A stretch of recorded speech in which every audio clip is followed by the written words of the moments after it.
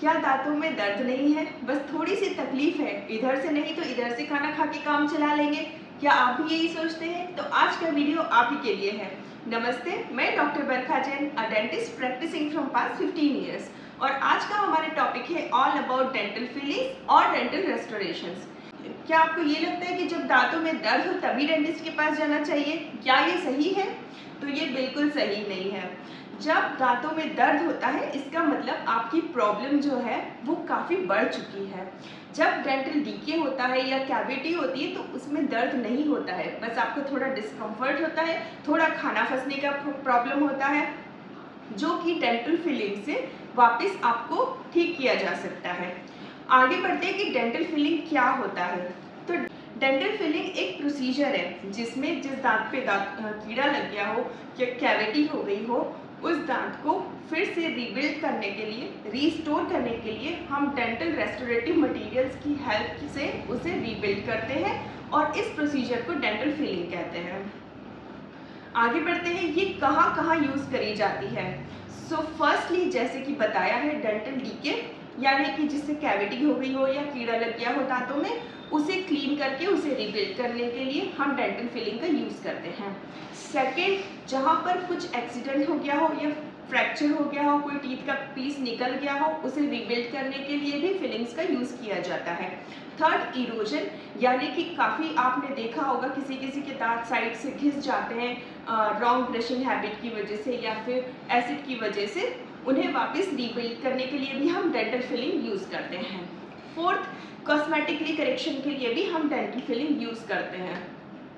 आगे बढ़ते हैं कि कौन कौन से टाइप्स ऑफ फिलिंग मटेरियल्स होते हैं। सो मार्केट में काफ़ी सारी वैरायटी की फिलिंग मटेरियल्स अवेलेबल है, लेकिन मेनली जो यूज़ किया जाता है आजकल वो कंपोजिट फिलिंग मटेरियल है, बिकॉज कि वो टूथ कलर फिलिंग मटेरियल है और वो लॉन्ग लास्टिंग भी होता है। सेकंड, अमलगम फिलिंग, जो कि पहले काफ़ी यूज़ किया जाता था लेकिन आजकल उसके कलर की वजह से उसे थोड़ा कम यूज़ किया जाता है। थर्ड, जीआईसी फिलिंग, जो कि मेनली बच्चों में यूज़ करी जाती है। फोर्थ, मिरेकल मिक्स, यानी कि जीआईसी और सिल्वर का मिक्सचर होता है, ये भी एक चॉइस ऑफ फिलिंग मटेरियल होता है।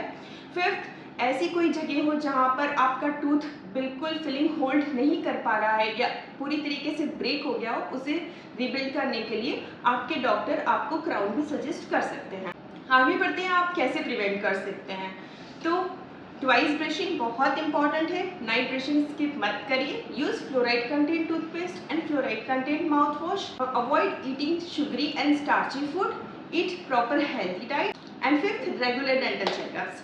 लास्टली मैं आपसे ये कहना चाहती हूँ कि अगर आपको लगता है कि आप कुछ भी होम रेमेडी से या फिर किसी मेडिसिन को लेकर आप पेन अगर कुछ दिन के लिए सबसाइड कर देंगे और फिर आपका टूथ ठीक हो जाएगा, तो ऐसा बिल्कुल नहीं होता है। दांत एक बॉडी का ऐसा पार्ट है जो खुद से रीबिल्ड नहीं होगा। कुछ टाइम के लिए ये सारी रेमेडीज और मेडिकेशन आपके पेन और सिम्टम्स को सबसाइड कर देंगे, लेकिन उसे रीबिल्ड नहीं करेंगे। उसे रीबिल्ड करने के लिए आपको डेंटिस्ट के पास ही जाना पड़ेगा। डेंटल फिलिंग जो रहती है वो पेनलेस प्रोसीजर होती है, सिंगल सिटिंग में हो जाती है, टाइम कंज्यूमिंग नहीं है और पॉकेट फ्रेंडली है, और ये बेस्ट तरीका है आपके टीथ को प्रिवेंट करने के लिए, क्योंकि इसके बाद अगर आप पेन का वेट करेंगे दैट मीन्स आपको फिलिंग से ज़्यादा टाइम भी स्पेंड करना पड़ेगा और मनी भी स्पेंड करनी पड़ेगी और आपका टूथ भी ज़्यादा कॉम्प्रोमाइज़ होगा। So that's it from my side today. I hope कि आपको ये वीडियो कुछ अच्छा लगा हो, हेल्पफुल लगा हो। I will see you in my next video. Thank you, bye bye, नमस्ते।